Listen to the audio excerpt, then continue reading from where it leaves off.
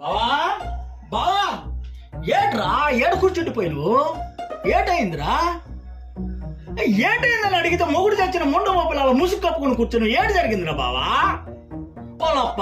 నువ్వేంటే బయటేమో ఏ రమ్మని సోరమ్మని ఇడుతో పొడుతని చెప్పి లోపలికి వచ్చాడు పక్కన పిల్లలు తొంగలు కూర్చొని ఏడు జరిగింది తప్ప ఏంటి జరిగిందో చెప్పకపోతే నాకేంటి తెలుస్తుంది ఏంటి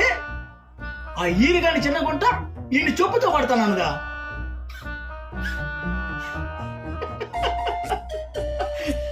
ఏంట్రా బావా నువ్వు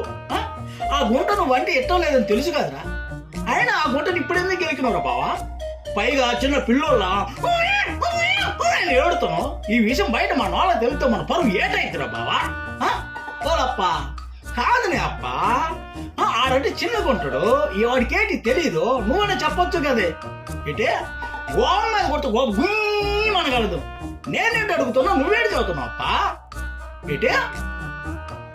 ఆ ఈరుగాడు మందిని బట్టి నన్ను కొట్టెత్తురా నానేడు చేసినాను మధ్యలో నన్నెందుకు కొట్టెత్తుడు ఏంటే అబ్బా ఇట్ట కాదు నేను క్వార్టర్ అయితే వాడు అంతే అది చూస్తానప్ప